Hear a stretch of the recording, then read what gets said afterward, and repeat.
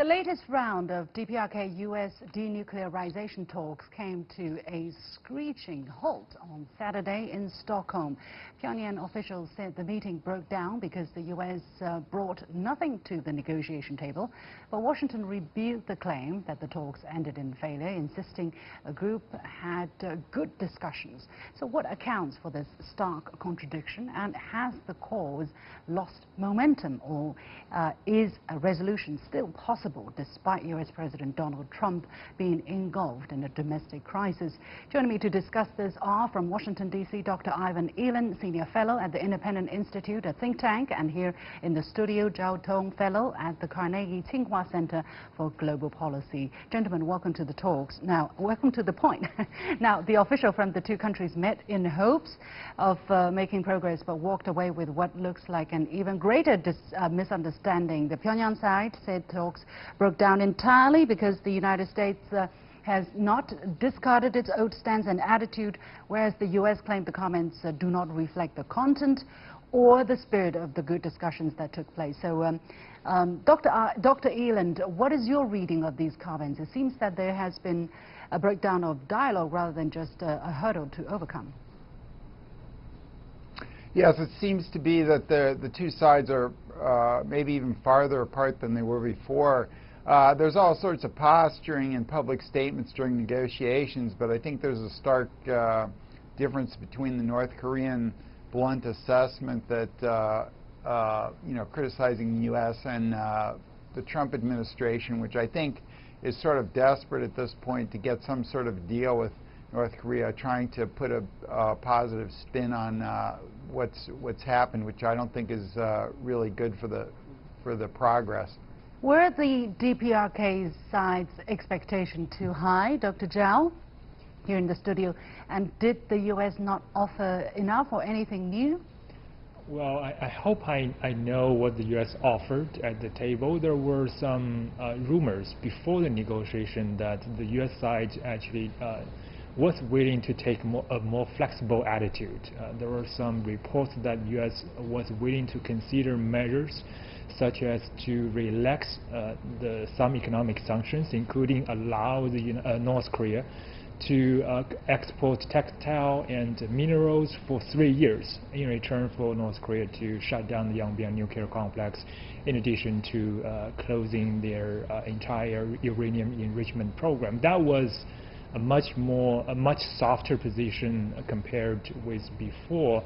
If that was the case, then the rejection by DPRK side would look very intriguing. My personal interpretation is maybe the offers by the United States still did not meet the expectation of DPRK, and therefore North Korea resorted to the brinksmanship strategy, hoping that by taking a harder line, it can force the United States to concede more. Okay. Dr. Eland, what is your opinion on Mr. Zhao's assessment just now that it's possibly the DPRK side that's playing, hard to catch, and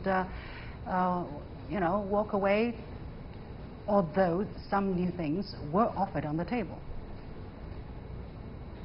Yeah, I don't necessarily disagree with that. I think that Trump has not had too many foreign policy successes during his administration, and he's up for re-election here in the United States next year. And as you pointed out, he also now has a domestic impeachment problem that is a scandal.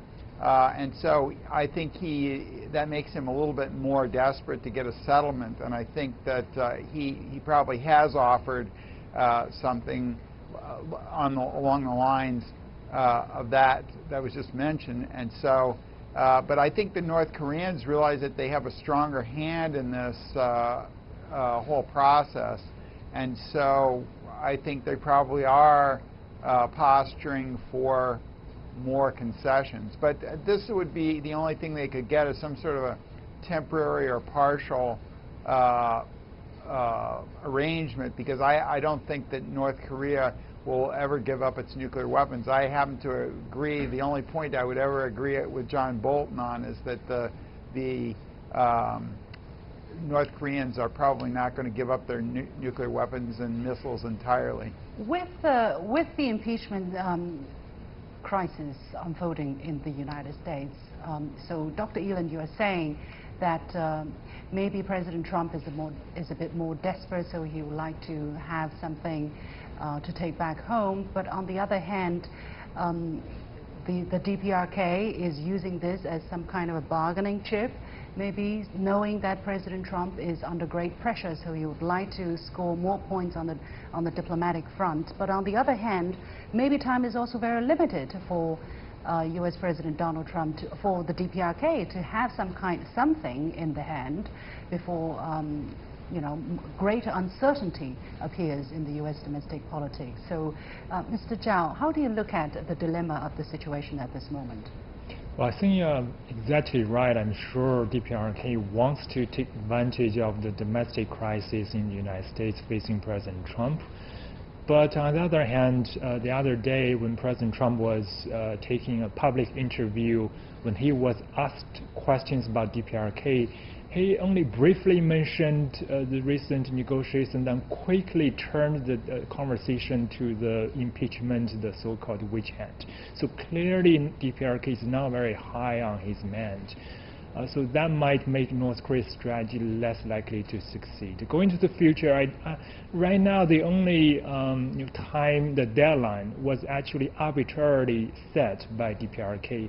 Kim Jong-un raised this point earlier this year that he wants to see different approaches from the United States by the end of this year. So that is the deadline, end of this year, and that deadline was again mentioned by the North Korean negotiators in Stockholm. So that's creating some sense of urgency, but we really don't know why we have to have this deadline. I think it is in both countries' interest could be better served if they can take more time to really go into these very necessary working level negotiations. So it's a myth to you or maybe to some Chinese scholars. Dr. Eland, what is your reading or on the American analyst's mind that the DPRK has set this artificial deadline to resolve or partially resolve this issue by this year's end? Well, I think it is an artificial deadline, and I think the North Koreans would like to, they realize that Trump is probably going to be more friendly to them than future presidents will be on this issue. But the problem is, I'm not sure that North Korea really wants an agreement. I mean, they get to keep their weapons, and that's what they want to do. Now, they could get some sort of cosmetic agreement that really doesn't change anything but allows them to do that. Maybe they would go for that. But I think that they still have the stronger position, because I don't really think they want to get rid of their nuclear weapons, and that's ultimately what the U.S. wants them to do. And I think, the president is somewhat distracted by this, it's true, but I wouldn't, they can walk and chew gum at the same time, as we say here in the United States, meaning that they can do more than one thing. And I think he's going to be, he could be impeached, he could not be reelected, or he could be reelected. Those are the three options. And I think that he's focused on this impeachment thing. Obviously, it's very front and center for him. But still, things still proceed in foreign affairs sort of differently than domestic policy. So he can still negotiate with North Korea. And how?